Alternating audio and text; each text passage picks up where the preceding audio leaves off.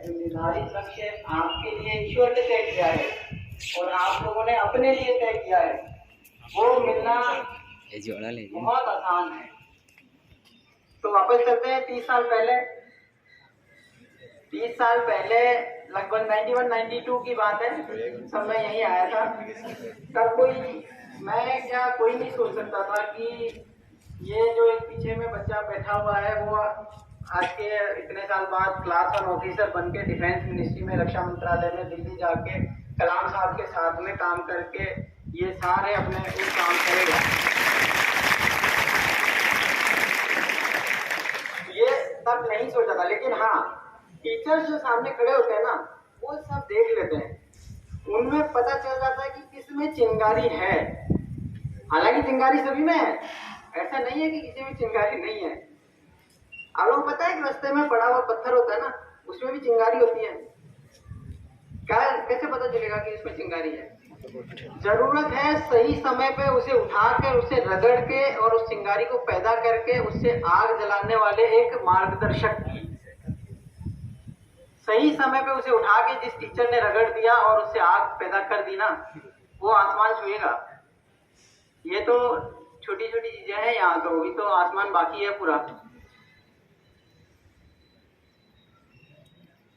ऐसे कोई motivational speaker कभी आया करते थे हमारे टाइम में, साल में एक बार बाहर से कोई आते थे। हालांकि टीचर्स की तो इंस्ट्रक्शन हमेशा रहती हैं हमारे पास। जब उनको हम सुनते थे ना, तो ऐसे बैठे बैठे रोंगटे खड़े हो जाते थे, अंदर से चिंगारी आती थी कि यार सही बात बोली है। नहीं तो दुनिया क्या बोलती है, अरे नौकरियां कहाँ लगती है, किसी की किस्मत वाले की लगती है, किसी को कहाँ क्या मिलता है। उनकी सुनोगे या अपने अंदर की सुनोगे या हमारी सुनोगे? कुछ तो आवाज ही नहीं आ रही लगता है। अपनी सुनोगे ना, चिंगारी को पहचानोगे अंदर। तो आज मैं जो देख रहा हूँ यहाँ पे जो बच्चे बैठे हुए हैं, मैं इमेजिन कर सकता हूँ कि इनमें कौन कौन बैठा हुआ है। कोई आर्मी ऑफिसर हो सकता है इनमें, कोई बहुत बड़े पद पे हो सकता है, किसी न्यायालय में कहीं में जज हो, कहीं कोई वकील हो, कोई साइंटिस्ट हो, कोई टेक्नोलॉजिस्ट हो सकता है कोई अभी आज जो चंद्रयान भेजा है इसरो में, आपने व्हाट्सएप पे फोटो देखे होंगे। कई गांव की लड़कियां हैं, वो वेशभूषा में अपनी राजस्थानी ड्रेस में है और वो उसका पार्ट रही है। तो ऐसा नहीं है कि कोई कुछ मतलब पीछे है। आप जो ठान लो तो अचीव कर सकते हो, बट ठानने के बाद क्या होता है, आपने तो ठाना, आपके अड़ोसी पड़ोसी सब कहेंगे अरे क्या रखा है, चल आजा, बातें करते हैं, चलो आजा कुछ घूमने चलते हैं। तो ये जो चीजें है ना, उनसे कैसे बचना है, और बचना ही नहीं बच के रहना है, और अपने आप को आगे तक निकल जाने तक उसे कंटिन्यू करना है। उसके लिए जो गाइडेंस चाहिए, मोटिवेशन चाहिए, जो एनर्जी चाहिए, वो मैं चाहता हूं कि आप में हो और उसे फॉलो करें।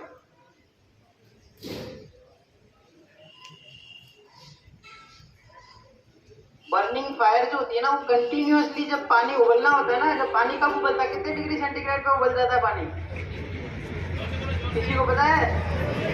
अरे मैं गिफ्ट भी दूंगा अगर कोई हाथ खड़ा करके आंसर देगा तो। हाँ देखो पीछे देख बता रहे हैं, 99 डिग्री पे मैंने गैस बंद कर दिया तो क्या होगा?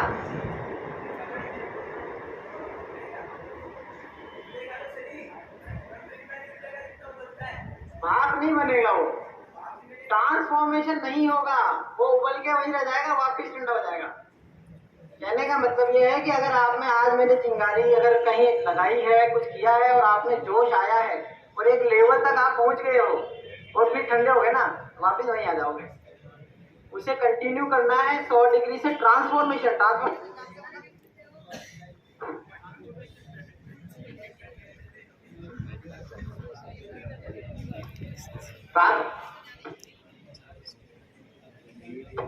परिवर्तन, जीवन परिवर्तित हो जाता है बिल्कुल 180 डिग्री फेज शिफ्ट। वो फिजिक्स वाले केमिस्ट्री वाले को समझ सकते हैं फेज शिफ्ट क्या होता है, यानी कि पूरा चेंज, अपसाइड डाउन चेंज, पूरा बिल्कुल बदल जाना। उसके बारे में लोग क्या कह रहे थे, यार ये बच्चा ऐसा है वैसा है, वो कह रहे यार ये तो बहुत बढ़िया है, ये तो ऐसा हो गया है। लोग बदल जाते हैं, अपने आप स्टेटमेंट चेंज हो जाते हैं लोगों के। कई लोग कहते हैं कि यार ये तो ऐसा ही है वैसा ही है, जब वो कुछ करके दिखाता है तो लोग बदलते हैं, अरे यार ये बदल गया। वो लोग भी बदल जाते, वो तो कोई जो मना कर रहा था कुछ भी, वो भी कहता मैं तो कहता ही था, जबकि वो कहता नहीं था, वो बाद में कहता है मैं तो कहता ही था कि ऐसा ही है, वो तो इतना बढ़िया करेगा। तो ट्रांसफॉर्मेशन आपको अपने आप में करना है। अब उसके लिए मुझे लगता है खाली बातों से तो पेट भरेगा नहीं, क्योंकि आपका तो इधर वाला कान ज्यादा स्ट्रांग होगा सुनने के लिए, और निकालने के लिए दूसरा वाला उससे भी बढ़िया।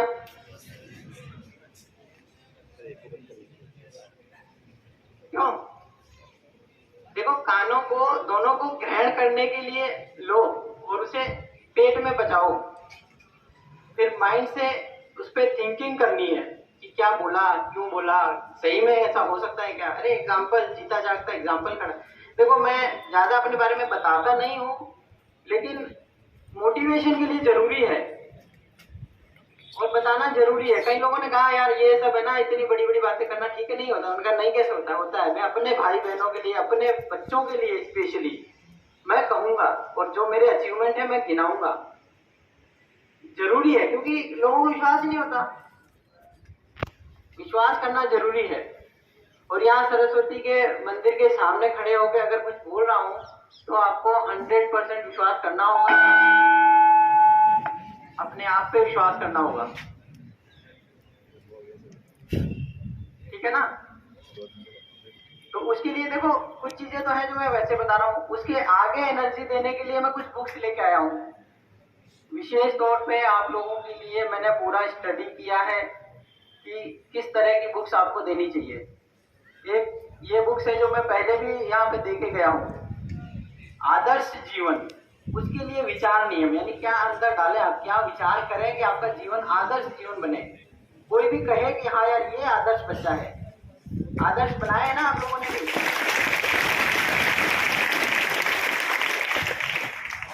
आप लोगों ने आदर्श बना रखे हैं क्या? किसको आदर्श बनाया है, उससे आपके जीवन का, आपके चरित्र का पता चलता है।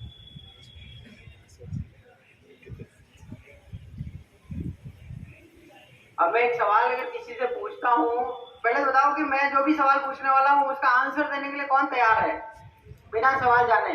किसी में है हिम्मत? पहले ही पूछ रहा हूँ मैं, और सवाल आसान होगा, बढ़िया होगा, और बाद में उसे खुशी होगी कि यार मुझे मौका मिला ये आंसर देने का। है कोई इनिशिएटिव लेने वाला? कोई भी? हाँ चलो आप खड़े हो। देखो, सबसे पहले तो इसकी हिम्मत के लिए तालियां बजानी है। अच्छा, आपके सामने दो कैरेक्टर रखे गए हैं, एक है ऋतिक रोशन, एक है स्वामी विवेकानंद। शायद किसी को पता होगा, दोनों के जन्मदिन आसपास ही आते हैं, या तो एक ही दिन आते हैं या आगे पीछे आते हैं। वो शायद नहीं पता हो कोई, मुझे पता है क्योंकि मेरा भी तभी आता है। तो आप इनमें से किसको आदर्श बनाओगे? क्यों बनाओगे? वो तो उतने सुंदर है नहीं, इतनी बढ़िया एक्टिंग नहीं की उन्होंने, इतनी बढ़िया फिल्में हिट है नहीं उनकी।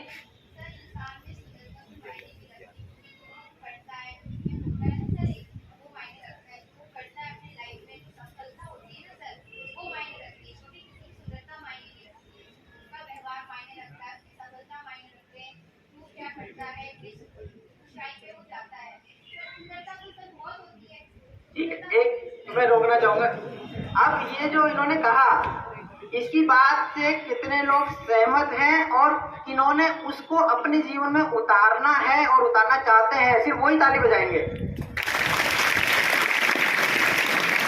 मतलब पता सबको है, पर जब खुद करने की बारी आएगी तब किसके आदर्श, किसके चरित्र को आप अपनाओगे। ये एक एग्जाम्पल दिया है मैंने, थैंक यू। तो ये जो किताब है ना, इसमें ऐसे बहुत एग्जाम्पल है और पूरी निचोड़ है ये लाइफ का।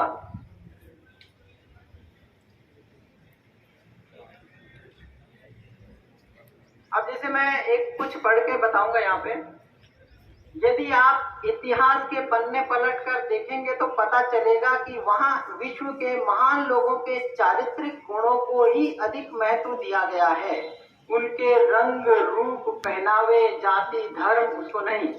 Mother Teresa, Mahatma Gandhi, Nelson Mandela, Abraham Lincoln, APJ Abdul Kalam, Swami Vivekananda आदि इस बात के सबूत हैं। वहीं दूसरी ओर विश्व के ऐसे अनेक लोग हैं जो आकर्षक टॉप 10 होने के बावजूद चारित्रिक खामियों के कारण सफल नहीं हो पाए। टॉप 10 का मतलब क्या है? टॉप 10 मीन्स जो 100 के अगर दो पार्ट करें, एक 10% है, एक 90% है। एक है जो ऊपर का दिखावा, जैसे मैंने ऋतिक रोशन का एग्जांपल लिया, हो सकता है वो पर्सनल लाइफ में बहुत अच्छे होंगे, जस्ट मैं एक एग्जांपल लिया कि खाली दिखावा या सुंदरता कहो चाहे कुछ और चीज कहो, ऐसा नहीं है कि वो अपने आप में इंसान गलत हो, ऐसा नहीं है, वो ऐसा नहीं लेना है। कॉमन सेंस थोड़ा रखना है कि किसी ऐसे आदमी जिसका चरित्र ठीक नहीं है, शक्ल सूरत बहुत सुंदर है, सब कुछ बढ़िया है, लेकिन चरित्र ठीक नहीं है अगर, तो उसकी लाइफ में, और जिसकी शक्ल सुंदर ठीक उतनी नहीं है, जैसे जो एग्जाम्पल जो नाम बताए मैंने, Nelson Mandela, Abraham Lincoln, Abdul Kalam साहब, महात्मा गांधी, मदर टेरेसा, इनकी शक्ल सूरत देख के तो लगेगा नहीं कि यार ये कोई बहुत सुंदर या बहुत वो है, लेकिन जब तक आपको उनके अंदर के गुण नहीं पता, अंदर की चीजें नहीं पता, कैरेक्टर्स के बारे में नहीं पता, तो आप उनके वही तो फॉलो करते हो, आप उनकी तरह डेकोरेशन वो नहीं करते, उनका अंदर के चीजें फॉलो करते हैं ना। तो टॉप 10 जो होता है वो होता है जो दिखता है हमें, जो बढ़िया से, जैसे मैं आज आया हूँ तो बढ़िया से सुंदर सी ड्रेस पहन के आ गया, ठीक है ना, वो टॉप 10 है। उसका मुझे अगर कोई टीचर्स नंबर देंगे तो सिर्फ 10 नंबर देंगे कि भैया हाँ आपने बढ़िया पहना है, 10 नंबर। चलो अच्छे नहीं पहने कपड़े तो 9 नंबर, थोड़ा और बेकार हो गया तो 8 नंबर, 100 में से 8 नंबर तो इसके मिल गए। बाकी जो कैरेक्टर है अंदर, चरित्र कैसा है, उसका व्यवहार कैसा है, उसके प्रति लोगों का क्या मानना है, उसका लोगों के प्रति क्या रवैया है, वो है 90%, नींव 90 जिसे बोलते हैं। इसका मेन मुख्य वो ये नींव 90, चरित्र नींव 90, मतलब 90% वेटेज तवज्जो जो है उसको दी जाती है उसके अंदर के जो कैरेक्टर्स हैं, ठीक है ना। तो अगर किसी के कैरेक्टर ढीला है, कोई वो नहीं है उसका उतना प्रॉपर, तो उसको क्या होगा, 90 में से 0 नंबर मिल जाएगा। भले ही 10 में से 10 मिल गया, इधर 90 में से 0 मिल गया तो ओवरऑल 10 ही रहा। भले ही उसका लुकअप में 10 में से 2 नंबर भी मिला, लेकिन उधर से 90 मिल गया या 80 मिल गया तो उसका बहुत अच्छा स्कोर होता है। तो ये हमेशा जीवन में काम आता है।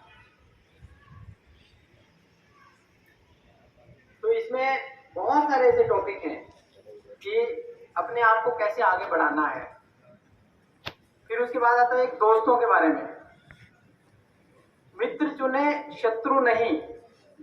आपको क्या लगता है आपका दोस्त अच्छा कौन होता है, जो आपके बारे में आपके साथ बैठ के मीठी मीठी बातें करता है, जब आप पढ़ रहे होते हो तो कहता है अरे बंद कर अभी चलते हैं, थोड़ा घूम के आते हैं, टहल के आते हैं, उधर पार्क में जाके आते हैं, चलो कुछ दुकान से खा के आते हैं, वो ज्यादा अच्छा दोस्त है? या अगर आप बाहर जा रहे होगे तो वो रोके, अरे रुक जा वहां नहीं जाना, अभी रुक जा, अभी पढ़ने का टाइम, थोड़ा पढ़ ले, कौन अच्छा? हालांकि हो सकता है अंदर में अच्छा नहीं लगेगा, अरे यार देखो इतना बढ़िया टाइम हो गया, कुछ 4 लोग जा रहे हैं, मैं भी चलता हूँ, मेरे को क्यों रोक रहा है ये मेरा।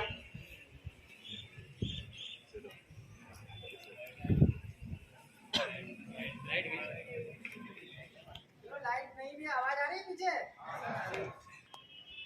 तो मेन चीज ये है कि मित्र चुने शत्रु नहीं। अगर वो ये कहता है कि मैं नाराज हो जाऊंगा तो आपको क्या करना है?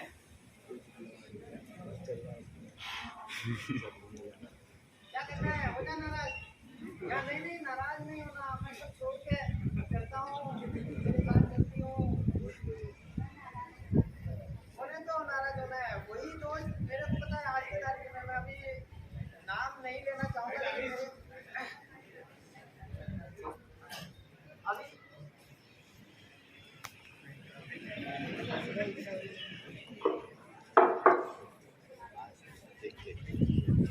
तो मेरे भी दोस्त थे जब यहाँ 7वीं 8वीं 10वीं में पढ़ते थे, तो सुपारी खाते थे कुछ लोग, कुछ और खाते थे, कुछ अपना अपना शौक होता है, ऊंचे लोग ऊंची पसंद, वो मुझे देते थे, ये ले थोड़ी सी खा ले, मसाला हटा के खा ले।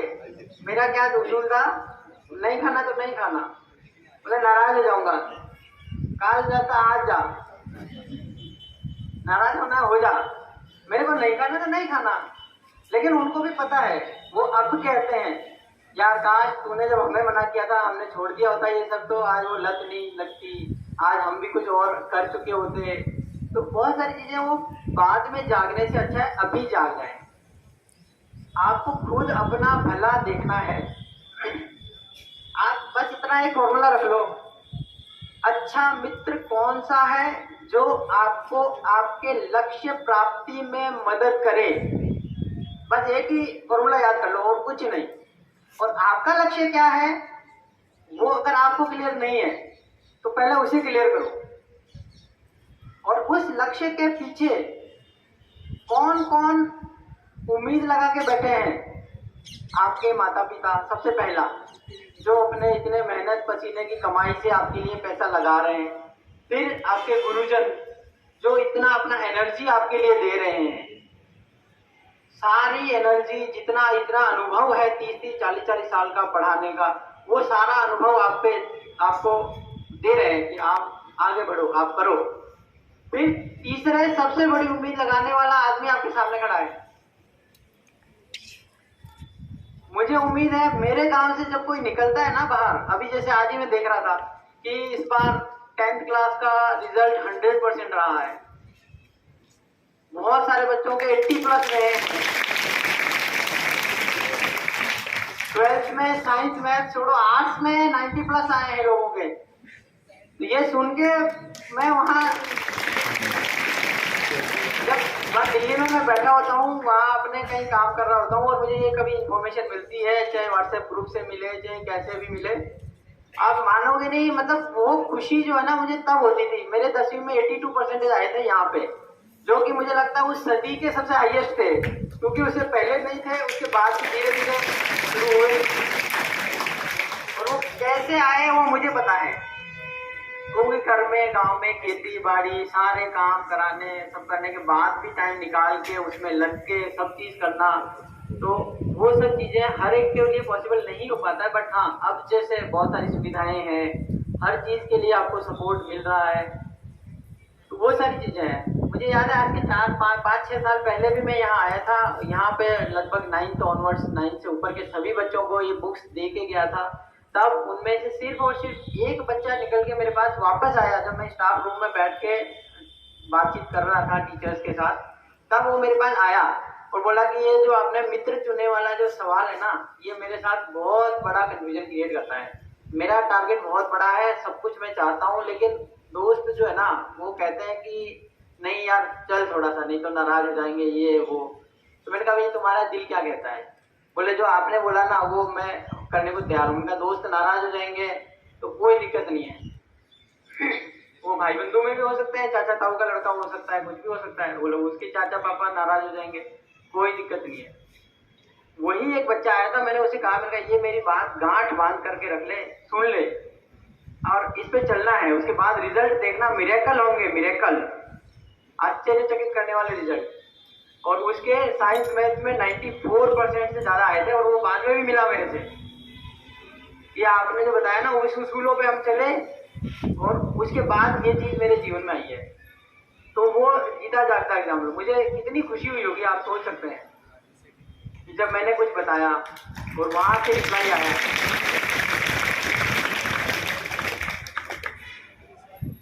तो ये जो पुस्तक है इसको पढ़ना ही नहीं है, जीवन में उतारना है।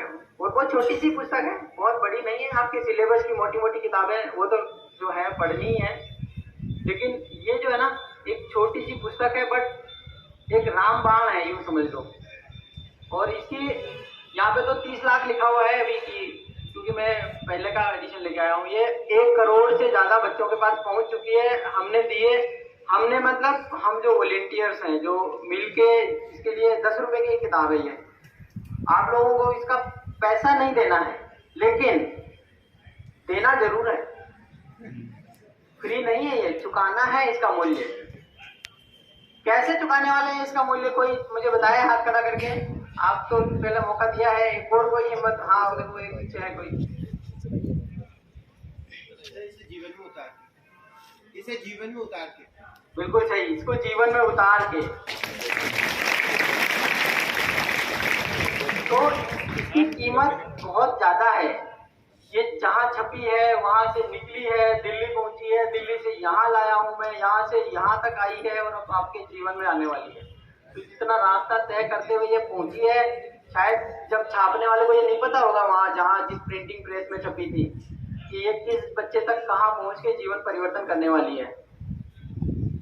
और इसी बात जब बच्चे मुझे आके बताते हैं कि हाँ वो मैंने पढ़ा और जीवन में उतारा, तो मुझे कितनी खुशी होती है। इसकी जो कीमत थी वो मैं, मेरे दोस्त लोग या जो साथी लोग हैं, सब ने हमने पैसा इकट्ठा करके सब तरह से करके और दी है। इवन इसमें ऐसे ऐसे बंदों के भी पैसे लगे हैं जो मजदूर हैं, रोज का 100 रुपया भी मुश्किल से कमाते हैं। लेकिन जब मैंने ऐसे बताया कि मैं ये किताब बांटने वाला हूँ, आप मुझे सहयोग दो, तो कह रहे थे मैं क्या सहयोग दे सकता हूँ, मैं तो 100 रुपये कमाता हूँ, उनसे लो, वो तो हजारों वाले हैं। उनका भाई देखो, उनसे ले लिया मैंने, उनका जो जाना था दे दिया उन्होंने। अब आप बताओ आप क्या सहयोग दे सकते हो। बोले साहब 50 रुपये दूंगा तो क्या अच्छा लगेगा। मैंने कहा रुको, 5 बच्चों के जीवन में ये किताब पहुंचेगी 50 रुपये से। 5 बच्चे कम नहीं होते, 5। अगर 5 ने अगर ये जीवन में उतार लिया तो वो दुनिया परिवर्तन कर सकते हैं। तब मुझे लगा कि हाँ यार, ये तो बहुत बड़ा मिरेकल है, बहुत बड़ी चीज बताई आपने कि 5 बच्चे कम नहीं होते। पता है ना आपको, अगर मैं एक अकेला आदमी यहाँ से निकल के ये सब करके आप लोगों के आ सकता हूँ तो 5 होते तो आज पता कितने कहाँ कहाँ पहुंच रहे होते। मेरा टारगेट यही रहता है कि बच्चों के जीवन में इस चीज को उजागर करना, क्योंकि मुझे पता है मुझे जो गाइडेंस मिली थी वो कितनी कीमती थी। अभी भी शायद यहाँ जानते हुए टीचर्स, हम लोग जब 11th-12th में थे तब एक मिसेस सरोज शर्मा हमारी इंग्लिश की टीचर हुआ करती थी, तो उन्होंने मुझे स्पेशली बुला के वैसे पूछा, भाई क्या करने वाले हो आगे, 12वीं के बाद क्या करोगे। मैंने कहा मैडम बीए कर लेंगे, जो घर वाले कराएंगे वो कर लेंगे। तो मुझे अलग से बुला के डांटा, बोले कि तेरे से ये उम्मीद नहीं थी कि ये कर लेंगे वो कर लेंगे, कुछ लक्ष्य बनाओ अपना, तुम में चिंगारी है वो कर सकते हो बहुत कुछ। तो मेरे को भी जोश है, उनका बढ़ाओ मैडम क्या कर सकते हैं। उन्होंने अपने बेटे के बारे में बताया, उनका बेटा तब शायद लेफ्टिनेंट रहा था आर्मी में और उसके बाद में बहुत आगे पोस्ट पे गए हैं वो। तो उन्होंने कहा कि भाई देखो, तुम्हारे में इंजीनियरिंग करके कहीं ना कहीं कुछ अच्छा करने की कैपेबिलिटी है। तो मैंने कहा मैडम गाइड करो, बताओ कैसे करें। तब उन्होंने बताया कि आप इंजीनियरिंग लाइन में जाने के लिए तैयारी करो, तैयारी के लिए चाहे यहाँ होती तो ठीक, नहीं तो कोटा जाओ। उस वक्त पूरे गांव से या आसपास के एरिया से मैं 98 में कोटा जाने वाला पहला बच्चा था। और गांव में रह के, कोटा में बाहर रह के पढ़ना, मन लगने वाली चीज तो है ही नहीं, भूल जाओ, मन तो लगता ही नहीं था। अभी भागू करता था। लेकिन क्योंकि लक्ष्य तैयार था, ये सोचता था कि अगर मैं भाग के आ गया तो मैडम क्या सोचेंगी, सरोज शर्मा मैडम क्या सोचेंगी कि यार मैंने इतना बताया और ये देखो ये भाग के आ गया। सिर्फ और सिर्फ मन के चक्कर में, मन नहीं लगा तो भाग गया, मन नहीं कर रहा तो नहीं पढ़ रहा। मन, अरे मन ही तो है जिसको मारना है। लक्ष्य तो आपका अपना है, सेल्फ का लक्ष्य, यानी जो आप अंदर से जो खुद हो, एक्चुअल में जो मतलब लक्ष्य आपका अपना है, मन की बातों में नहीं आना है। तो मैं वहाँ रहा, तैयारी किया, टॉप 100 में रैंक आई। फिर एक टॉप राजस्थान के टॉप नेशनल लेवल का जो कॉलेज है NIT जयपुर, शायद बच्चे कुछ जानते होंगे मैथ से रिलेटेड हो तो, MNIT जिसको बोलते हैं, Malviya national institute of technology, उसमें बीटेक इलेक्ट्रॉनिक्स एंड कम्युनिकेशन से मैंने किया। 2004 में मैं पास आउट हुआ। पास आउट होने से पहले ही defence research and development organisation DRDO की तरफ से इंटरव्यू लिया गया, मेरे को सेलेक्ट किया गया। फिर पास आउट होने के साथ ही 22 या 23 साल की, महज 23 साल की उम्र में क्लास 1 गजेटेड ऑफिसर की पोस्ट दी गई। तो वो सारी चीजें फिर हुई। और फिर मैंने आके मैडम से मिला और उनको धन्यवाद दिया। और फिर उन्होंने यही कहा कि गुरु दक्षिणा में आप इतना देना कि जैसे मैंने आपको मोटिवेट किया, आप इस चेन को टूटने मत देना, कंटिन्यू करना। तो उसी फॉर्मूले को लेके मेरे को पता है कि आज मैं अगर 2 दिन के लिए भी अगर आता हूँ ना, चाहे यहाँ पे राजस्थान में या कहीं, वहाँ दिल्ली में भी मैं ऐसे पहुँच जाता हूँ। दिल्ली के जो केंद्रीय विद्यालय हैं, चाहे कुछ भी जगह है, मैं पहुँच जाता हूँ, प्रिंसिपल से मिलता हूँ, अपना पुटअप करता हूँ कि ये चीज़ें हैं, मैं ये चाहता हूँ। बोले इससे बढ़िया क्या खुशी की बात है, आओ ये सब आपके हवाले, लग जाओ, धार में लग जाओ। तो और अभी पिछले कुछ सालों में मैं यहाँ भी आया था, अपने यहाँ जेठाना गांव में गया था, मकरेड़ा में गया था, उधर में थोड़ा किशनगढ़ साइड में और 2-3 गांव में गया था। किताबें मैं खुद लेके आता हूँ, फिर वहाँ जाके आधा एक घंटे का जो टाइम देना है बच्चों को वो दे के उसके साथ इतनी खुशी मिलती है कि यार, कई लोग कहते हैं यार ये क्या है भाई, सैटरडे संडे तो मिलता है तेरे को, फ्राइडे तक तो वैसे ही ऑफिस में काम करते था, सैटरडे संडे तो आराम कर लिया कर। मैंने कहा भाई नहीं, आराम नहीं है, जब तक कि एक एक बच्चे तक ये चीज ना पहुंच जाए आराम नहीं है। और आराम क्या,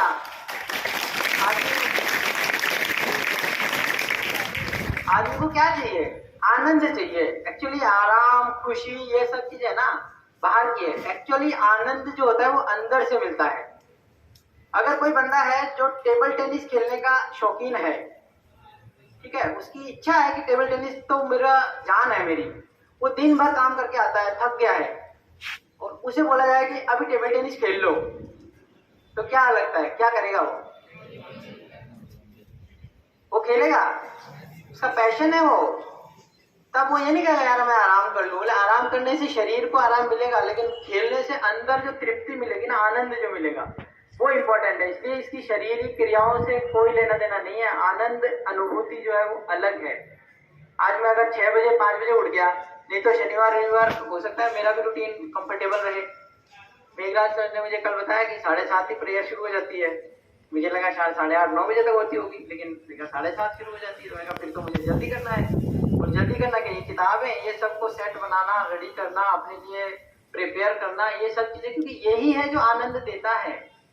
टिकता नहीं हूं मैं घर पे, कोशिश यही रहती, क्योंकि वही एक एनर्जी, वो वक्त वाक्य अभी भी याद है। और ये जो चीजें होती है ना, आपको लाइफ में यही पता चलेगी। अभी आपने अब आजमाना शुरू किया, हाथों हाथ रिजल्ट मिलेंगे आपको, हाथों हाथ, क्योंकि एक लक्ष्य निर्धारित कर लिया तो उसके बाद में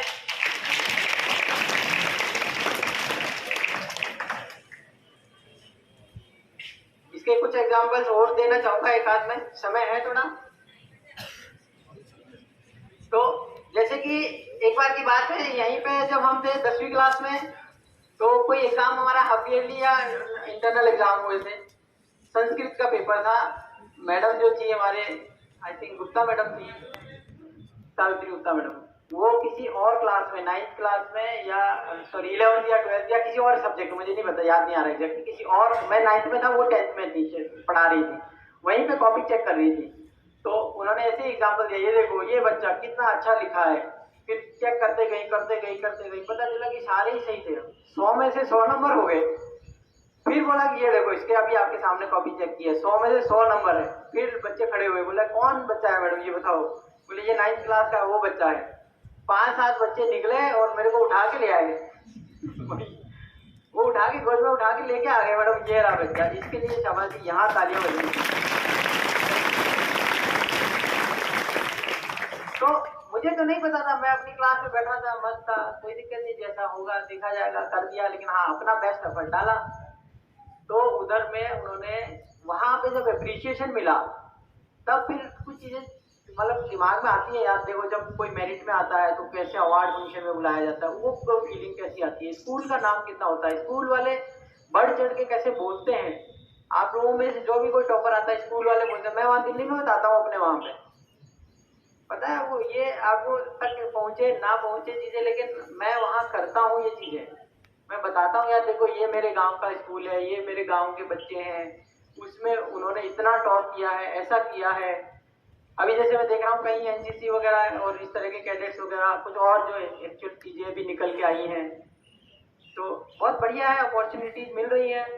और इस तरह की और भी चीजें अगर जानना चाहें, कुछ पूछना है, किसी को कांटेक्ट करना है मुझसे, तो आप फ्रीली कांटेक्ट कर सकते हैं। कुछ मोटिवेशनल गाइडेंस लेना है, वैसे टीचर्स वगैरह हैं आपके साथ में, उनसे आप पूछ लें। अगर उससे बियॉन्ड अगर और कुछ जानना चाहते हैं तो मैं हमेशा अवेलेबल हूँ आप लोगों के लिए। टीचर्स के थ्रू कांटेक्ट कर सकते हैं मुझे। और इसके अलावा एक किताब और रहेगी, ये वाली, उम्मीद और विश्वास। विश्वास है आप लोगों को? जोश तो लग नहीं रहा। हर एक में चिंगारी है, इस पे विश्वास है? कितना है? हाथ खड़ा करके बताएं। हाँ देखो, काफी लोगों के हाथ खड़े हुए हैं। हाथ तो नीचे यूं नहीं करना है, करना है तो पूरा करना है। देखो, हर एक बच्चे में 50% चिंगारी तो है, क्योंकि एक ही हाथ खड़ा हुआ है। 50% तो है, ये मान लिया मैंने। चिंगारी है 50%, क्योंकि एक हाथ खड़ा हुआ है। अच्छा, ये बात सुनने के बाद अब मैं दोबारा सवाल